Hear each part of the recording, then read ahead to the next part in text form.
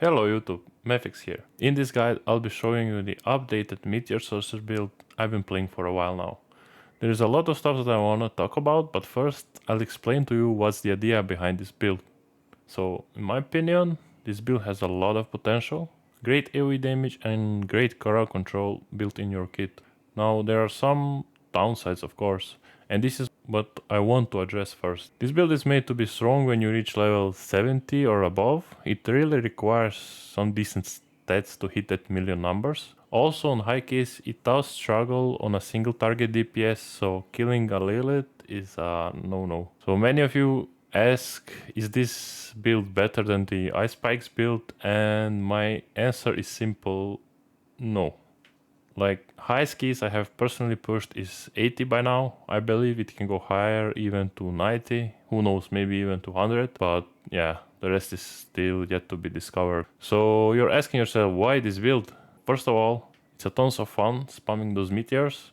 Seeing big rates everywhere, as you can see, it has a lot of interaction with your cooldowns and it rewards you based on how well you play. You can really improve on small minor things that will make your DPS skyrocket. For example, mana management, proccing many different CC in your kit to make that benefit from the aspect of control, and so on. Basically, it all comes down to understanding the idea behind it. So, how do you play this build? You basically blink into your enemies, group them up with your teleport, cast Inferno, then cast 1 to 2 meteors and freeze them, and this is how you delete your enemies. If for some reason they are still alive, just keep spamming those meteors. Now, I wanna get down to the skill tree and the gear.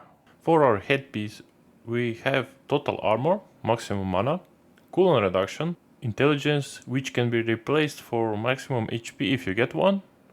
We'll be using a glyph for 50% increased armor, which scales when we're fighting to make us more tankier. For the chest piece, we'll be using Raiment of the Infinite. It has some decent stats on it, which will be useful to us, but most important, it's passive. When we blink into enemies, it will group them up and stun them, making sure those meteors can hit as much enemies as possible. Also, really important thing to know, this stuns enemies, and since we will have a lot of bonus damage to stun or crowd control enemies, this will make our damage even higher. For the gloves, we have 3 main stats that we always want: lucky hit chance, attack speed and critical hit chance.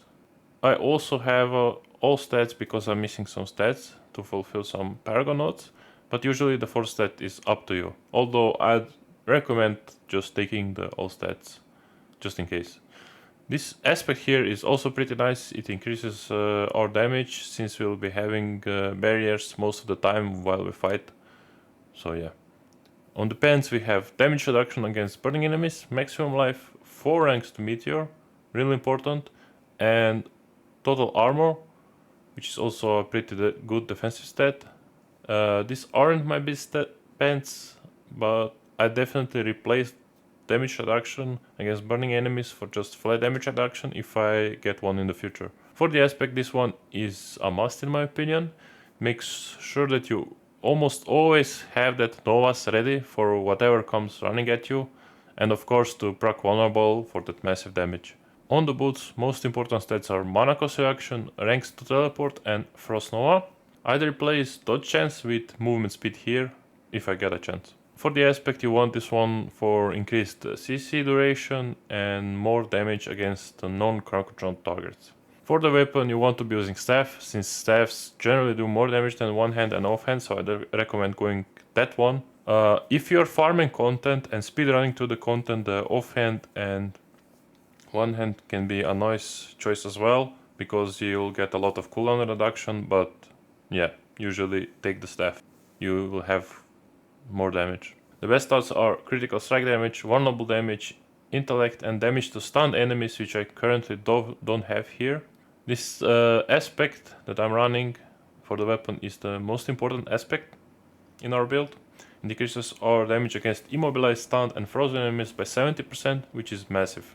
The trick is it works for all 3 of them, so if your target is immobilized, stunned and frozen at the same time, that's a 210% damage increase. That's insane. For the neck, we want specific 4 stats: cooldown reduction, crowd control duration, ranks to mastery, and ranks to devouring blaze.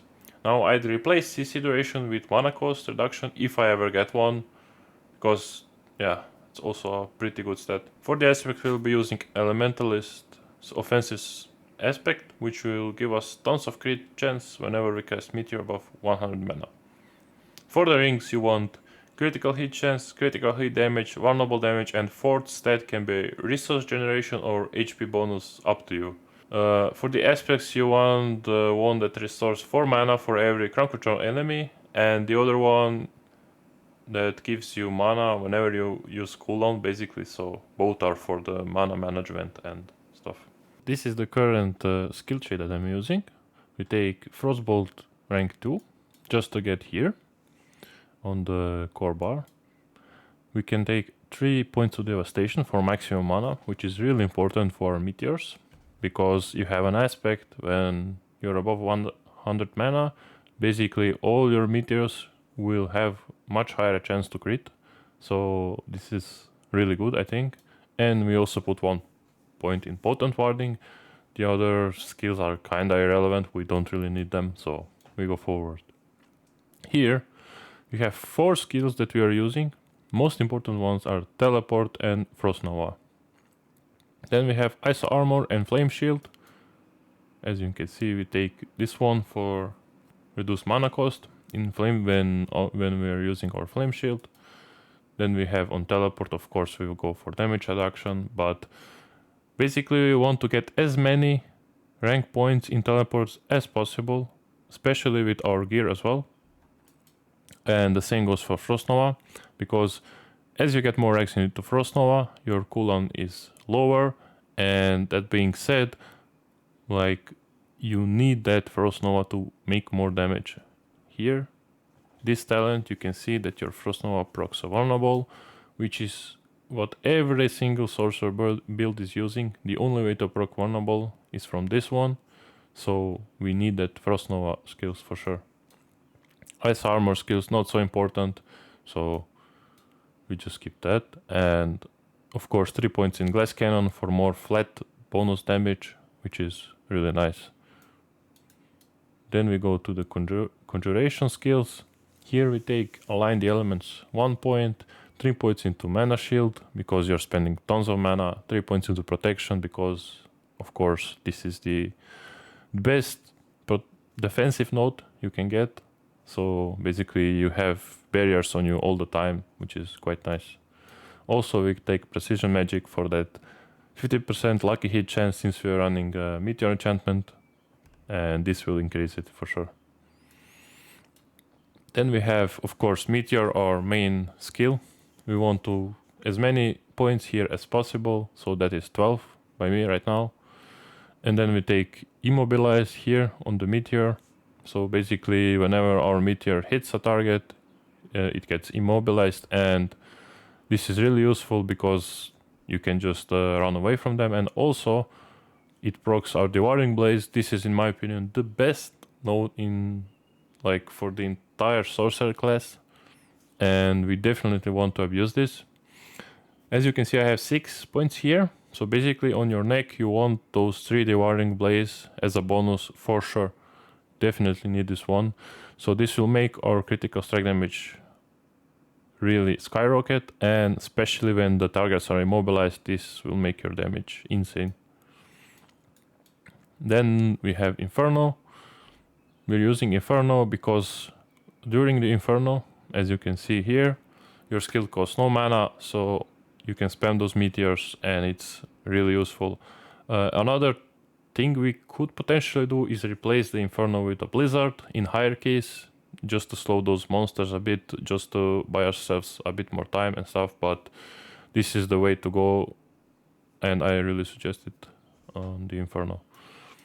Then we have, of course, Essos Ferocity. This is our also main talent that we really need, and yeah, that's it for the skills. Okay, I'll go through the Paragon quickly. So on our starting node we have Exploit glyph, which is a really good glyph in my opinion, makes that vulnerable damage even stronger, and this is what we what we are looking for sure. Then we have a next board, which is Burning Instinct.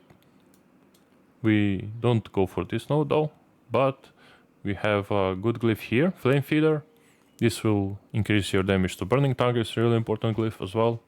So we get those points here, and we can quickly go to the right side. And then we have here a Searing Hit. This is our main board. This will make our meteors crit even more. So this is definitely what we want to take. And on this board we will also be taking Adept Glyph, which will increase our mastery skill damage by 120% here I have. So basically get as much intellect as you can here in this glyph. We are skipping this one though, because it's a fire resistance, and as you know, resistances are just garbage, so we don't really want to take this one, in my opinion.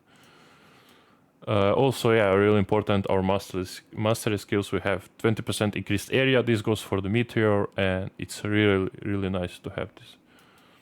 Here we can also take Keeper of the Flames as a secondary node, just to get some more damage reduction from burning enemies. Then we go back to the middle and we travel to the left. On the left board we have a Frigid Fate board, and here we take a glyph which is called Imbiber, sorry. So on this glyph you basically have way more damage when you are healthy. And as a sorcerer, there will be two scenarios, especially in higher keys. Like, either you are healthy or you're dead. Like, rarely you'll be on like low health, and if you're low health you just drink those potions, get up quickly, and then you're healthy again. Again, doing 80% more damage is really nice. So we definitely want this one.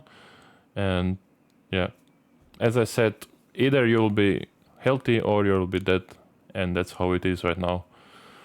Maybe not in the lower keys, but as you go on like key 60, 70, like stuff like this will occur all the time.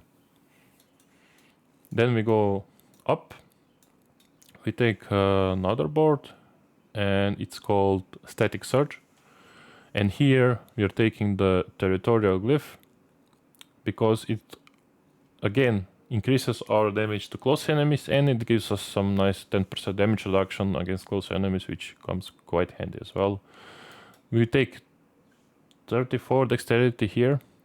You can take even more, but then you need to make some changes, because yeah, you can take 2 here as well, but I personally don't prefer going for it. So then we are gonna travel here, go to the right. Also, there's a Static Surge node. This node is not bad. You can take it when you have mana problems, but you will need to sacrifice some stuff on the other side though. So I just skipped it and went for more damage, because my mana is quite fine now, I think. It can be better, but it's okay. So on the last board, we're going to be taking Seedless Conduit, just for the sake that we grab another glyph. And this one will be Glyph of Control. This is probably the most powerful glyph around here. So we'll be taking as much dexterity as possible here, that is 49, and this will make our crowd control enemies take 145% more damage. That's insane. So I definitely recommend taking this one as soon as possible. So yeah, I think we covered pretty much everything. Make sure to subscribe, would mean a lot to me. Hope you have some fun with this build, hope you test it out, and make sure to leave something in the comments. And yeah, I'll see you guys in the next video. Peace.